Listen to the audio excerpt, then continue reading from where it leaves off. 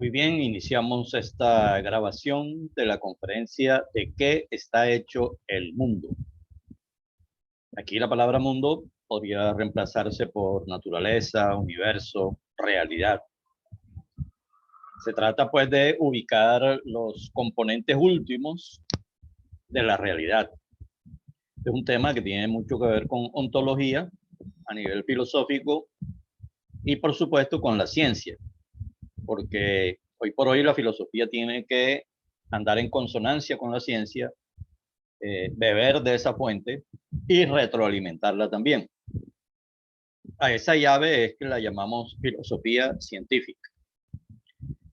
Estoy basándome en una entrada de mi blog, La Mirada del Búho, que hicimos el año pasado, en el año 2020. Estamos grabando en noviembre de 2021. Pero era una entrada muy sencilla. Era una entrada en la cual queríamos estimular en los lectores pues la idea de una serie de alternativas posibles para responder la pregunta de qué está hecho el mundo. En ese blog, cuya dirección es conectadosconelbúho.blogspot.com, proponíamos 20 respuestas. Esas que ustedes pueden observar en pantalla, desde los átomos de la antigüedad hasta los tiempos actuales de energía oscura, materia oscura, etc. Entonces ahí hay 20 posibles respuestas y le proponíamos a los lectores que escogieran una, cuál consideraban la más plausible. Bueno, ese era simplemente un ejercicio ahí como de inquietudes, de suscitar la reflexión sobre el tema. De todas maneras, esa lista refleja un proceso de más de 2500 años en los cuales la respuesta fue cambiando. Hay una historia detrás de esa lista. Y una historia interesante porque algunas cosas se mantienen en común a lo largo de los años, otras cosas van cambiando y van apareciendo algunas novedades importantes. Bueno, el número 17, Campos, aparece ahí en amarillo. Hay que preguntarse por qué. Ya lo veremos. Bueno, miren que en esta lista no están los famosos 4 elementos de los antiguos griegos. Acá empezamos fue con los átomos. Esta idea de los 4 elementos fue planteada por los presocráticos, los jónicos, hace más de 2500 años. Y bueno, ellos se plantearon una serie de discusiones, si era el agua, si era el aire, o si, como decía Empédocles, los 4 participaban como elementos. Pero fíjense que esto no es una idea únicamente de los griegos. Seguramente la tomaron de otros, y en todo caso sabemos que en Asia también hubo ideas parecidas, a veces involucrando otros elementos como la madera o el metal. Además, con Aristóteles aparece también una supuesta sustancia para los objetos celestiales, que sería el éter, el famoso 5º elemento. En otras ocasiones se planteó en términos más abstractos un concepto de arjé como principio de todas las cosas, principio constituyente, no principio en el tiempo. Ese principio constituyente arjé pues se diferencia de decir, por ejemplo, que el agua es el principio, en el sentido de que el agua de todas maneras es un concepto que se corresponde también con algo real de la vida cotidiana. El concepto arjé es más abstracto y no se corresponde con nada en la vida cotidiana. En los años 90 fui a uno de los colegios principales en mi ciudad, de los que sale mejor en los exámenes de esos de evaluación de estado. Y para mi sorpresa había niños de 11, 12 años que creían que esta idea de tierra, agua, aire, fuego era una idea vigente actualmente. Bueno, por esa época daban unos dibujos animados llamados Capitán Planeta, con una reivindicación de asuntos ecológicos, pero que invocaba esos 4 elementos. De pronto esa serie de televisión influyó en los niños. Yo ni siquiera la puse en la lista anterior, precisamente porque es una idea totalmente obsoleta. Sin embargo, esta idea obsoleta ya introducía unos elementos claves que están en la ciencia actual. Por ejemplo, es una respuesta naturalista. O sea, no hay nada sobrenatural ahí, no hay voluntades, superpoderes, no hay dioses, no hay nada que se correspondan con el animismo o con la respuesta religiosa o con la respuesta que piensa en la naturaleza, no en términos de causa-efecto, sino en términos de agencia, o sea, de una voluntad que actúa. Eso es una proyección antropomórfica, muy propia de tiempos primitivos. Y existe porque nuestro cerebro está preparado para eso, porque eso que para entender la naturaleza, esa proyección antropomórfica, es un obstáculo, en cambio, es muy ventajosa para interactuar con otros seres humanos, porque tenemos que anticipar lo que están pensando y lo que van a hacer. Eso podría ser una especie de inteligencia social. Pero cuando se lo aplicamos a la naturaleza caemos en errores. Y entonces comenzamos a inventar dioses, dioses de la lluvia para explicar la lluvia, dioses del trueno para explicar el trueno, etc. Entonces esta idea naturalista es ya un gran avance. Ahí no hay nada sobrenatural. Además, esto se desarrolló, como dije ahorita, a partir de un diálogo crítico, de una tradición crítica. Esto quiere decir que no había dogmas. Quiere decir que los alumnos criticaban al maestro. Quiere decir que iba cambiando de acuerdo a unos razonamientos. Y esto no era totalmente especulativo. Los razonamientos tenían que ver con experiencias de la vida cotidiana, que nos sugieren precisamente que las cosas están constituidas por estos elementos. Es más, uno podría decir que la tierra es lo sólido, el agua es lo líquido, el aire es lo gaseoso, y bueno, el fuego sí es cosa aparte. Algunos lo asocian con el plasma. Bueno, de todas maneras, allí hay también una idea, una tercera idea clave, que también fue un gran aporte de los griegos en la antigüedad, y es la diferencia entre apariencia y realidad. O sea, una cosa es describir de qué está hecho el mundo y comenzar a enumerar todas las cosas, como cuando García Márquez decía en 100 años de soledad que el mundo era tan nuevo que algunas cosas no tenían nombre, y para nombrarlas entonces había que señalarlas con el dedo. Así comienzan los niños también, cuando son bebés, señalando las cosas y van aprendiendo las palabras. Y seguramente así, con esa estrategia denotativa de señalar y mostrar, fue surgiendo el lenguaje hace miles y miles de años. En todo caso, la realidad es muy diversa, está llena de cosas de todo tipo, de seres de todo tipo, vivos, no vivos, animados, no animados. Esas diferencias se fueron estableciendo culturalmente. Pero lo interesante es que aquí en la antigua Grecia se comienza a pensar en que detrás de esa diversidad hay una unidad. Hay algo en común que explica esa diversidad. Y esa es la verdadera realidad, que está oculta y que hay que sacarla a la luz mediante la investigación, mediante un método. Inicialmente el método era el diálogo crítico, o sea, la dialéctica en sentido griego. Pero esa idea de apariencia y realidad sigue siendo válida porque lo fenomenológico no explica la realidad. La realidad hay que ir más allá de las apariencias y más allá de lo fenomenológico. Y así funciona la ciencia precisamente. Un ejemplo que yo suelo utilizar mucho es el de la combustión, o sea, la respiración de un ratoncito, el fuego cuando encendemos un fósforo o un hierro oxidado, una reja, por ejemplo, son tres manifestaciones de una sola cosa, de un solo fenómeno, que es la oxidación. Pero eso solo se entendió a finales del siglo XVIII. Entonces, allí se estaba encontrando la unidad detrás de la diversidad. Lo que aparentemente eran fenómenos muy diversos, que no tenían nada que ver lo uno con los otros, resultó que se explicaban a partir de un proceso de reacción química que es común a los tres. Entonces, bien vale la pena de todas maneras haber mencionado esta respuesta a la pregunta ¿de qué está hecho el mundo? Una respuesta tradicional que abría un camino.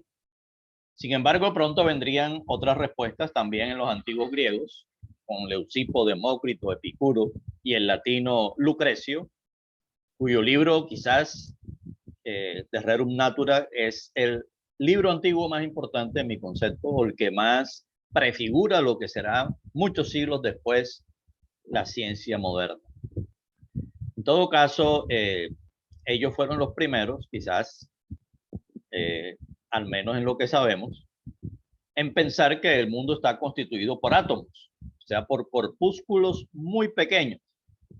Pero esos corpúsculos son como la misma materia, pero pequeñita, y es imaginada como sólidos, que pueden tener además diversas formas, diversas figuras geométricas, para explicar algunas de sus propiedades y algunas de las sensaciones que producen en nuestros sentidos, las diferencias, para explicar esas diferencias.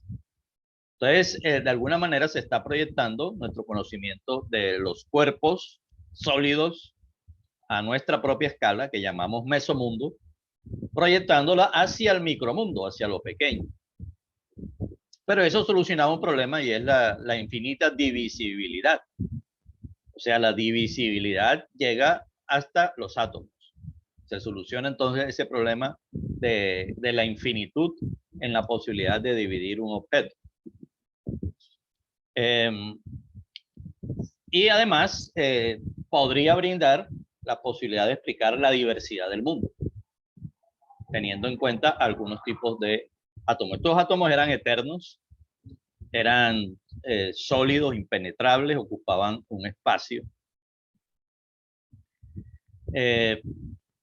Hacia el siglo XV, ahora sí pegamos un salto en el tiempo, hacia el siglo XV, y precisamente en la época en que se está inventando la imprenta de Gutenberg, ya con todas las capacidades para una impresión a gran escala, el libro de Lucrecio vuelve a la palestra y comienza a ser reproducido y leído por muchas personas a finales del siglo XV y a lo largo del siglo XVI, y este va a ser uno de los libros que no solamente era, como dije ahorita, el más importante de la antigüedad, sino además, o por lo menos para darle esa connotación, yo tengo en cuenta el impacto que tuvo en la época del Renacimiento. Y allí va a surgir entonces ideas atomistas a lo largo del siglo XVI, XVII, etcétera, en adelante, hasta llegar a John Dalton, como vamos a ver. Pero primero, Pierre Gassendi fue uno de los que propagó esta idea del atomismo, pero ya cristianizada, no a la manera de Lucrecio. Entre otras cosas, Lucrecio no negaba a los dioses, sino que los arrinconaba, los tiraba por allá lejos, pero no prescindía totalmente de ellos, quizás para no chocar con creencias. Newton, por ejemplo, con su teoría corpuscular de la luz, está un poco en esa misma línea, aunque no desarrolla una teoría atomista propiamente dicha. Hay que esperar a Lavoisier, Joseph Louis Proust, francés, John Dalton, para que surja allí sí una idea propiamente dicha que podemos llamar teoría atómica. Ahora sí, con todas las de la ley y con más fundamento empírico que el que tenían los antiguos griegos. Porque aquí se hizo a partir de observar las reacciones químicas y las proporciones en que se mantenían las sustancias cuando se producía la reacción química, el antes, durante y después de la reacción química. Claro que John Dalton había llegado a la idea atomista estudiando meteorología y no las reacciones químicas, pero son las reacciones químicas las que le dan su argumento principal, que está basado en algo que ya había hecho Proust, que es la ley de las proporciones definidas, y que Dalton mejora con la ley de las proporciones múltiples, que además no se cumplía con exactitud, pero se cumplía de una manera suficientemente aproximada para que le diera bastante credibilidad. tuviera mucho sentido la propuesta de John Dalton. Pero como no había esa actitud, también daba margen a discusión. A lo largo del siglo XIX, de todas maneras, se va a desarrollar la teoría cinética de los gases. También en esa época inicial están los trabajos de Avogadro, la constante de Avogadro, aunque hay que esperar un siglo hasta su cuantificación por parte de Perrin o Perrin.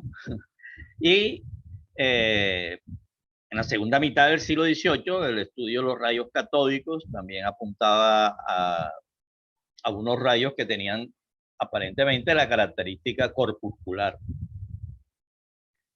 El desarrollo del espectro electromagnético a lo largo del siglo XIX, el conocimiento del espectro electromagnético, yo lo menciono allí, no tanto porque vaya a tener un impacto en la teoría atómica del siglo XIX, sino porque a comienzos del siglo XX sí va a ser importante en el modelo de Bohr, 1913, a través de las rayas espectrales, para un modelo cuántico del átomo.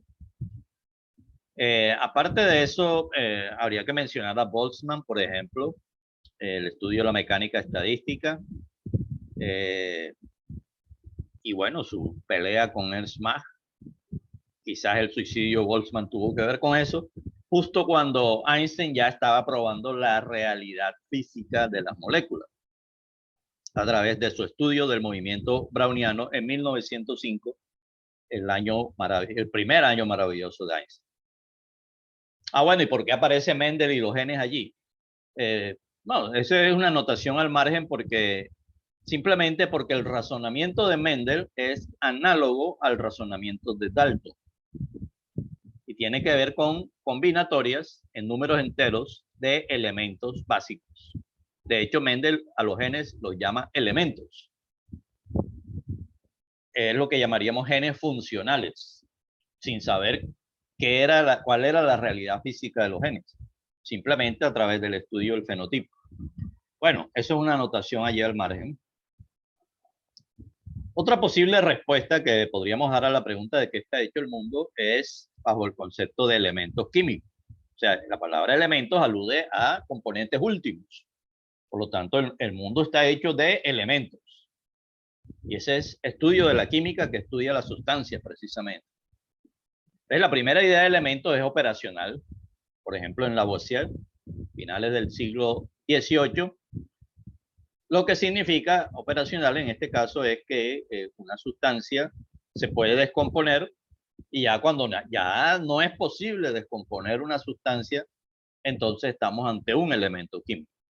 O sea, cuando operativamente no podemos descomponerla, estamos ante un elemento químico. Esta es una definición que no es estructural, sino operacional. O sea que depende en últimas también de capacidades técnicas del ser humano. Bueno, vendrían otras décadas y hasta los años 60 del siglo XIX ya tenemos la tabla periódica Mendeleev y se va, digamos, completando el mapa de los elementos químicos que no se quedaron en los 92 elementos conocidos en la naturaleza, sino además con la producción de elementos artificiales en el siglo XX. Y vamos por el 118. Y eso podría seguir aumentando un poco más, pero no infinitamente, según la teoría actual. Sabemos que hay un límite para posibles elementos químicos por encima del 118.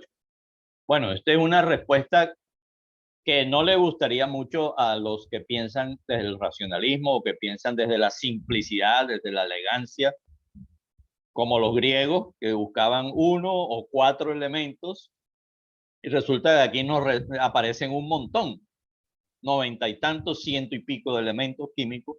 Eso no parece ser como muy agradable desde el punto de vista de la elegancia de un universo que está a la larga constituido por una inmensa variedad, porque de todas maneras más de 100 ya eso es una variedad notable. También en el siglo XIX y desde el siglo XVIII incluso el materialismo, que es heredero del atomismo, se va consolidando como una filosofía en la época de la Ilustración. Y recuerdo mucho los manuales marxistas de los años 70 que hablaban de que el universo, la realidad, está constituida por materia en movimiento, que es una idea todavía muy mecanicista y muy del siglo XIX, no actualizada al siglo XX ni siquiera. Pero bueno, el materialismo tiene una historia larga y prestigiosa, y la ciencia es materialista actualmente y lo ha sido prácticamente en toda la modernidad, de tal manera que esta idea del materialismo, que en ese momento en la filosofía surge en choque y en lucha contra el idealismo, o toda esa idea de lo espiritual, que está muy relacionada con la idea de lo sobrenatural, o sea que el materialismo y el naturalismo que mencionamos con los griegos se solapan, casi que se identifican, y están negando que la mente sea una sustancia, está negando la existencia de espíritu, alma, dioses, fantasmas, etcétera, etcétera. O sea, toda esa cantidad, o algo así como planteaban los vitalistas, un elam vitae, una cosa así. No, materia en movimiento. Sin embargo, en el siglo XIX, como mencionamos más atrás, aquí aparece el espectro electromagnético, o sea, el estudio del electromagnetismo nos va a mostrar que, oiga, no todo es materia en movimiento, porque el calor sí podía ser entendido de pronto en términos de materia en movimiento como vimos aquí con la teoría cinética de los gases, y después con las teorías de Boltzmann, mecánica estadística, etcétera, se entiende así. Pero la radiación electromagnética tiene otras características. Entonces, allí va a suscitar una serie de cambios en torno a los conceptos que la ciencia está utilizando. De hecho, el concepto de materia es un concepto que lo utilizaba la ciencia, no solamente la filosofía. La materia estaba asociada a la masa. Entonces, la masa correspondía a la cantidad de materia. Es una idea que está incluso en Newton. Ahora bien, el electromagnetismo y la gravedad tenían relación con la materia, pero aparentemente tenían otras características diferentes. De todas maneras, en el siglo XIX se conocían estas cosas. Teníamos la teoría de Newton para explicar la gravedad, aunque no se sabía qué era la gravedad, una acción a distancia, spooky action, como decía Einstein, una misteriosa acción a distancia, pero matematizable perfectamente en Newton. El electromagnetismo, que arranca sobre todo con Faraday y que va a introducir un concepto clave, que por allá estaba en amarillo al comienzo de la charla: los campos. Los campos. Y esa teoría pues será ya coronada por Maxwell hacia los años 60 del siglo XIX. Entonces el siglo XIX nos deja con materia, electromagnetismo y gravedad como componentes fundamentales. Ahora bien, por ahí hablamos ahorita de los rayos catódicos. Bueno, resultaron que eran electrones. A finales del siglo ya se tiene la idea del electrón, producto de experimentos, ¿no? Una idea especulativa. Y a comienzos del siglo XX, hacia 1911, ya tenemos la idea de la estructura interna del átomo. Entonces se derrumba la idea griega del átomo indivisible, pero eso apunta a solucionar eso que decíamos ahorita. O sea, esa cantidad de elementos químicos ahora se reduce a protones y electrones. Con protones y electrones podemos explicar la tabla periódica, pero ahí faltaba todavía algo que se descubre poco después, que son los neutrones. Y eso además explica la inexactitud de la teoría atómica de Dalton. Y ya se comienza a entender mucho mejor la estructura interna de los átomos. Entonces tendríamos tres partículas componentes de la materia: protones, neutrones y electrones, estaríamos ya en los años 20 del siglo XX, y eso es mucho más elegante. O sea, tendríamos 3 constituyentes nada más, uno positivo, uno negativo, uno neutro, todo simétrico. Aparentemente lo único es que los electrones son muchísimo más ligeros que los protones, pero pronto ese mapa tan sencillo comenzó a complicarse. Apareció el positrón, por ejemplo, o sea, antielectrón. Comienza la idea de la antimateria. Y fueron apareciendo en el estudio de los rayos cósmicos una cantidad de partículas extrañas, y se formó toda una fauna de partículas, o sea, un caos aparente en lo que estábamos entendiendo a nivel de las partículas supuestamente elementales. Entonces, esta felicidad de protones, electrones y neutrones duró poco, aunque cuando yo era niño en el colegio lo que uno aprendía como respuesta a la pregunta de qué está hecho el mundo es esto: protones, electrones y neutrones. Esa era la respuesta. Bueno, estamos hablando de partículas supuestamente elementales, decíamos. Hay que ver si lo elemental obedece a un criterio operacional, como en Lavoisier, o si la misma teoría explica por qué esa elementalidad.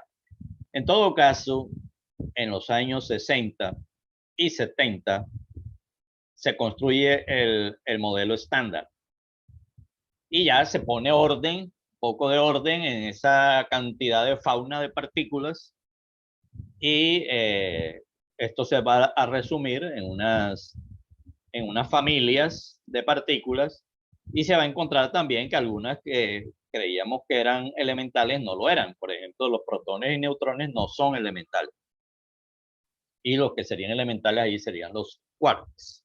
En cambio, el electrón sí es elemental. Ahí no hay tal simetría aparentemente. Entonces, esto nos va a llevar a una realidad actual en el entendimiento del mundo, en la física de partículas, donde tenemos 37 partículas diferentes. 24 son fermiones y 13 bosones. Esa diferencia entre fermiones y bosones es importante. Si bien tiene que ver con el spin, es importante porque los fermiones cumplen con el principio de exclusión de Pauli, y eso es lo que permite estructurar materia. Con los fermiones se forma materia. Todo el mesomundo, el macromundo, se forma a partir de fermiones, mientras que los bosones juegan un papel en las interacciones, sobre todo. Ahora, esos fermiones, algunos son muy escasos, muy raros y se dan solo bajo ciertas condiciones, otros son abundantes y constituyen la materia normal, que básicamente está constituida por 2 tipos de quarks, el up y down. Tenemos varios leptones y sus antipartículas, pero indudablemente la más común es el electrón, y los neutrinos son muy comunes, pero casi indetectables, o sea, casi no interactúan, únicamente a través de la interacción débil. Y hay una serie de bosones que se mencionan al final, 8 gluones, partícula W+, W-, Z0, fotón y bosón de Higgs. Entonces, esa dualidad entre materia y energía se parece mucho a la dualidad fermiones y bosones. Que pareciera que los fermiones son como los que componen la materia, y los bosones que sirven de intermediarios o de interacción, aparentemente serían supuestamente la energía, o tendrían que ver con eso, pero eso es inexacto, y lo que resulta es que nos toca reformular el significado de las palabras que vienen desde antiguo. Bueno, la palabra energía es del siglo XIX y la palabra materia es mucho más antigua, pero esa idea del siglo XIX cambia en el siglo XX de manera rotunda y radical. La materia se va volviendo más fantasmal, se va volviendo más difusa, se disocia de la masa desde 1905 con la teoría de la relatividad de Einstein. ya sabemos que la masa no se define por cantidad de materia. Entonces, ahí estamos ante una, como si se nos diluyera el concepto de materia. Y por otro lado, el concepto de energía, que aparece como una magnitud que se conserva en los cambios, a través de por ejemplo, de la radiación electromagnética, pareciera que cobrara características de realidad tangible, casi de sustancia. Pero eso es una manera equivocada de entender la energía. Entonces, lo que era sustancia, la materia, se va volviendo un poco, se va como diluyendo y volviendo fantasmal. Y lo que era algo más sutil, como la energía, entonces se nos va volviendo más sustancial. Ahí se está generando una confusión en la primera mitad del siglo XX, que poco a poco se irá dilucidando, incluso con ayuda de la filosofía y la ontología. En todo caso, el mapa actual del modelo estándar nos brinda 37 partículas elementales en el modelo estándar, metiendo allí las antipartículas, incluyendo los antineutrinos. O sea, es posible que los neutrinos y los antineutrinos terminen siendo la misma partícula. Ese es un caso ahí que está un poco en stand-by, pero de todas maneras, este sería como el mapa actual, digámoslo así.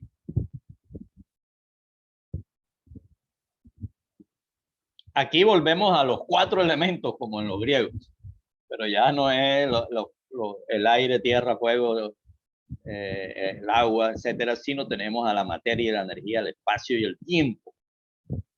Aparentemente, con esto es que llegamos al siglo XX, con estas ideas, al comienzo del siglo XX. Y muy pronto, en 1908, y obviamente como producto de la revolución de la relatividad de 1905, Minkowski introduce algo que pareciera la fusión de espacio y tiempo, o por lo menos un tratamiento integral de espacio y tiempo bajo el concepto de espacio-tiempo, intervalos de espacio-tiempo como absolutos, mientras que el espacio por aparte del tiempo son relativos. Esa idea que introduce Minkowski matemáticamente se va a volver más importante en la relatividad general, y efectivamente el espacio-tiempo se va a convertir en un componente irreductible e incluso independiente de la materia. A pesar de los relacionistas estilo Leibniz o estilo Bunge, vamos a llegar a un concepto de espacio-tiempo material que produce ondas gravitacionales, por ejemplo, que son capaces de mover un aparato como el del LIGO en Estados Unidos y ser detectadas. O sea, producen energía, mueven objetos, etc. La materia y la energía, como decíamos ahorita, también se nos estaban embolatando, se nos estaban enredando esos dos conceptos, y evidentemente no podíamos seguir a lo largo del siglo XX con el viejo concepto de materia y el viejo concepto de energía. Entonces aquí hay que pasar ya a la filosofía, a la ontología concretamente. Entonces en filosofía científica, la materia es el conjunto de todos los objetos materiales. Filosofía científica es materialista. La materia es el conjunto de todos los objetos materiales, y por lo tanto allí material es un adjetivo. O sea, es una condición que tiene la realidad, la sustancia, de cambiar. Materia es lo que cambia. Y lo que se conserva en el cambio es la energía. Y la energía es una propiedad. Entonces, las cosas, tenemos una ontología de objetos materiales y una propiedad universal, que es la energía. Entonces, tenemos el concepto de objeto y el concepto de propiedad, que son conceptos propios de la ontología, no es de la física. Ahora, todo esto está basado en ¿qué? En la física fundamental. ¿Cuál es la física fundamental? La física cuántica, la física relativista. Y a algunos le añadimos, no todos, pero yo sí estoy de acuerdo con añadirle la termodinámica. No tanto por lo de termo, sino por el concepto como entropía, no se limitan a fenómenos térmicos. Entonces, el concepto de entropía parece ser un concepto fundamental también. Así que hay que meterlo ahí porque de la termodinámica es que surge el concepto de entropía.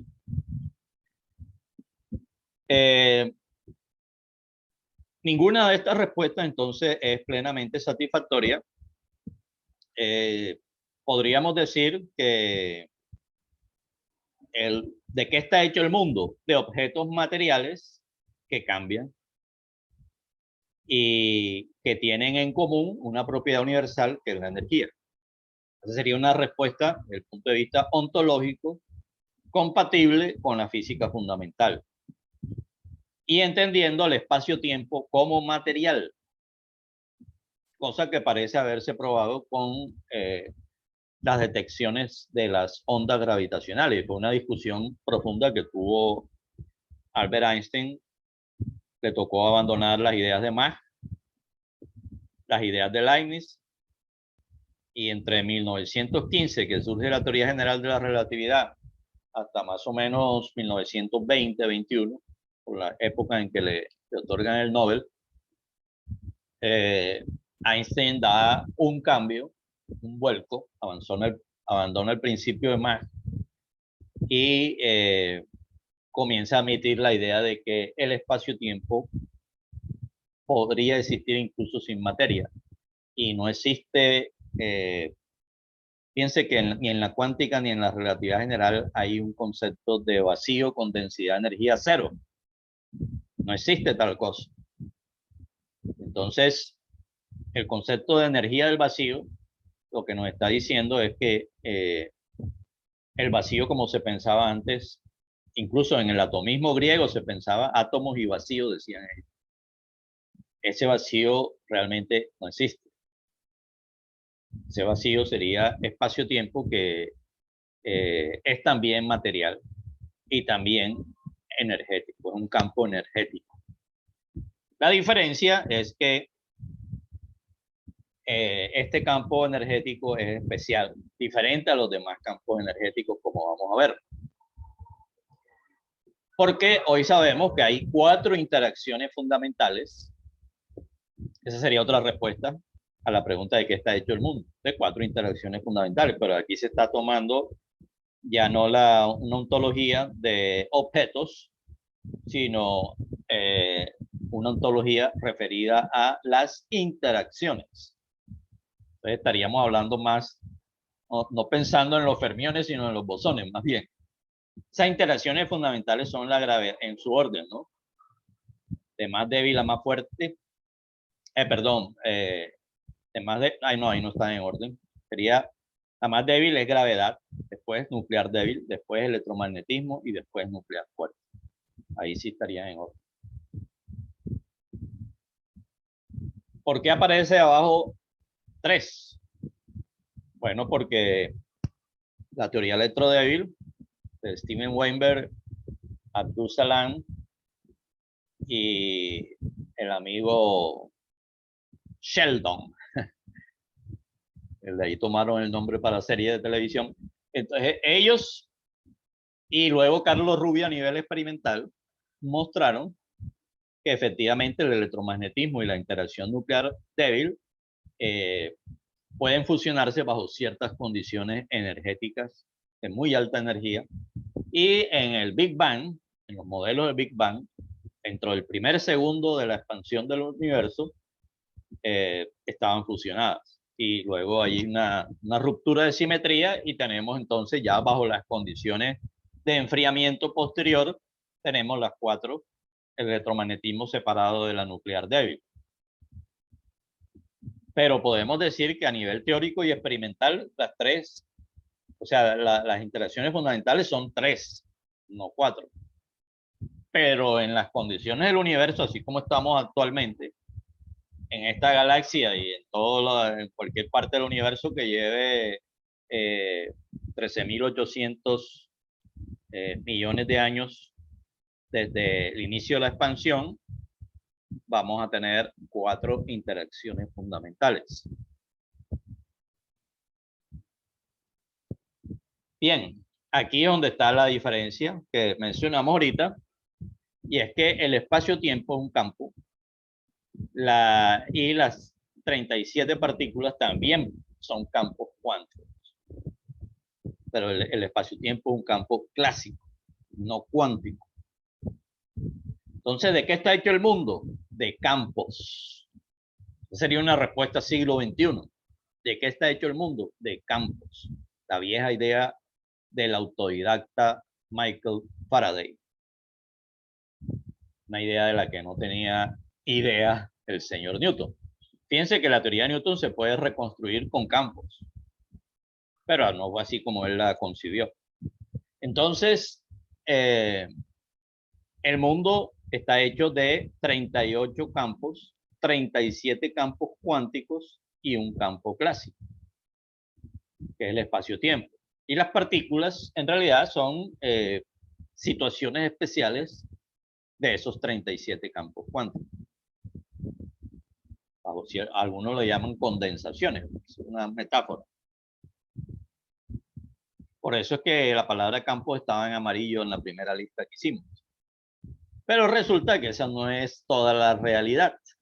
Esa es la realidad a nivel de los laboratorios terrestres, pero resulta que la cosmología, el estudio más allá de nuestra galaxia, comenzó a detectar cosas que no eran materia ordinaria, que llamamos materia bariónica. Entonces aparece el concepto de materia oscura, primero por el estudio de las rotaciones en las galaxias.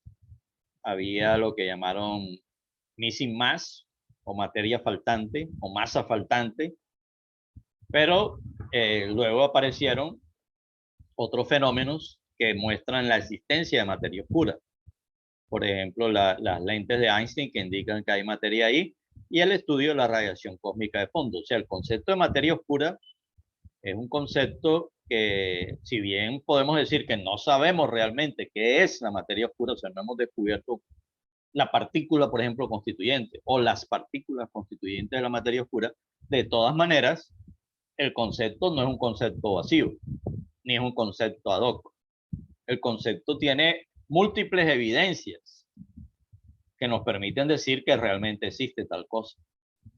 De pronto, lo que consideramos bajo una sola etiqueta, materia oscura, puede ser una diversidad, puede ser varias. Por eso dije, podría ser una partícula no conocida todavía, o podrían ser varios tipos de partículas. Y la energía oscura, que es un descubrimiento de 1998, o sea, prácticamente a las puertas del siglo XXI, pero que se relacionan con la constante cosmológica que Einstein planteó desde 1916-17. Y se detectan a partir de encontrar que la expansión del universo se está acelerando. O sea que esta energía oscura actúa como una especie de antigravedad. Ahora bien, cuando se hace la composición de lo que representan estos componentes en el universo total observable, lo que encontramos es que la materia ordinaria es un poquito menos del 5%. Y pensando en términos de materia-energía. Mientras que la materia oscura se aproximaría, sería más del 25%, y la energía oscura estaría rondando por ahí por el 70%. Bueno, esas mediciones las ha hecho el WMAP, las ha hecho el Planck, y podría cambiar en el futuro, pero en todo caso se basan en el estudio de la radiación cósmica de fondo, descubierta en 1964 y estudiada con gran detalle en los años 90 por el satélite COBE. Allí participó un investigador colombiano, Sergio Torres. También estudiada en el WMAP, la primera década del siglo XXI, y luego por el satélite Planck, todavía con mayor lujo de detalles. Ese estudio minucioso de la radiación cósmica de fondo es otra manera de comprobar que efectivamente la materia oscura y la energía oscura existen. O sea, cuando tú introduces un concepto por una sola razón, puede dudarse, pero cuando llega por varias vías independientes, llegas al mismo concepto, eso te está dando ya una cierta seguridad de que ese concepto realmente apunta a algo real.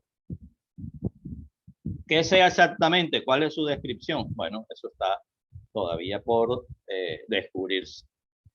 Entonces, la respuesta completa hoy sería: ¿de qué está hecho el mundo? De 38 campos o partículas elementales más materia oscura más energía oscura. Si lo cogemos por el lado de las interacciones fundamentales, igual tendríamos que añadirle materia oscura y energía oscura. Sabemos que la materia oscura, por ejemplo, actúa gravitatoriamente.